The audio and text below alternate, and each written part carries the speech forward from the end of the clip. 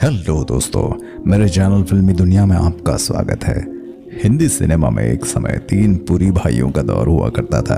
अमरीश पुरी, मदन पुरी और चमन पुरी। अमरीश पुरी और मदन पुरी को जहां फिल्मी विलन बनना पसंद आया, वहीं सबसे बड़े भाई चमन पुरी चरित्र अभिनेता के तौर पर मशहूर हो गए थे। और आज हम आपको तीनों बेजोड़ एक्टरों की मौत की वजह बताने जा रहे हैं। सबसे पहले बात करते हैं अमरीश पुरी की, जो कि बॉलीवुड में मोगैम्बो के नाम से मशहूर थे।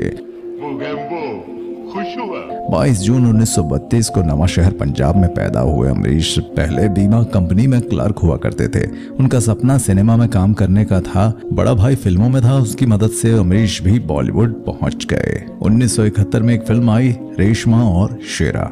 इस फिल्म में रहमत खान के किरदार में उन्होंने वो कमाल किया कि अमरीश को लोगों ने खलनायक के तौर पर पसंद करना शुरू कर दिया। अपने दौर में वो अकेले ऐसे विलन हुआ करते थे जिनकी फीस 1 करोड़ रुपया हुआ करती थी। फिल्म नगीना का तांत्रिक हो या मिस्टर इंडिया का मोगैम्बो, उनकी अदाकारी का कोई जोड़ नहीं था। इतने महान अभिनेता का अंत बहुत खराब हुआ। अमरीश 60 या 65 के करीब रहे होंगे। उनको सांस लेने में परेशानी होने लगी और थकान रहने लगी। पहले तो उन्होंने ध्यान नहीं दिया, मगर धीरे धीरे हालात और बिगड़ने लगे तो डॉक्टरों के पास पहुंचे, जहां रिपोर्ट आई कि अमरीश को एक बहुत ही खतरनाक कैंसर की बीमारी ने जकड़ लिया है।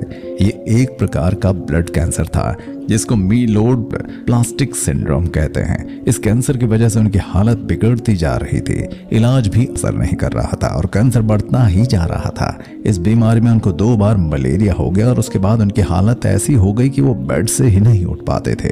जनवरी 2005 की बात है। वो बाथरूम जाने के लिए बेड से उठने लगे, मगर एकाएक उनको चक्कर आ गया और वो सिर के बल गिर पड़े, जिससे उनके सिर में अंदरूनी चोट लग गई।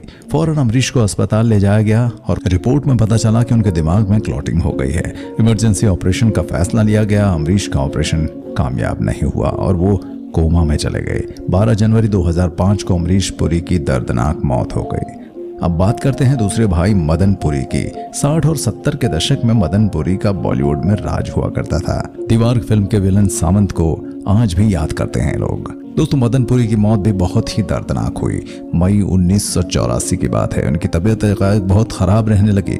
अस्पताल पहुंचे और चेकअप हुआ तो पता चला कि ये मदन पुरी को तो एक खतरनाक कैंसर की बीमारी हो गई है और इसके बाद तो उनका जीवन नरक बन गया। 8 महीनों तक अस्पताल और घर के बीच उनकी जिंदगी चलती रही। इलाज के बाद भी कैंसर फैलता जा रहा था और इसी बीच मदन पुरी की दोनों किडनियां भी खराब हो गई थी। अब तो वो बेड से उठने लायक तक नहीं बचे थे।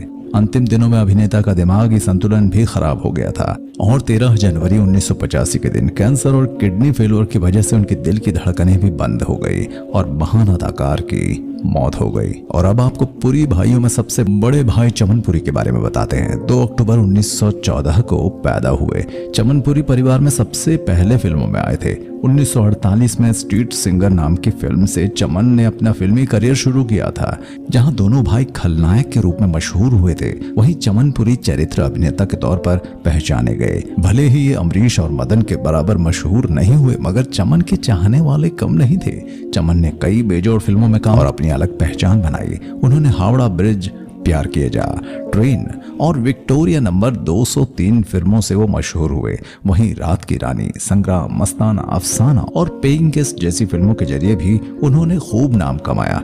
चमन ने अपने भाई मदन के साथ भी फकीरा, चोर मचाए शोर और आप बीती जैसी नामचीन फिल्मों में अभिनय किया। 26 जून 1998 को इस महान अभिनेता की मुंबई में मौत हो गई।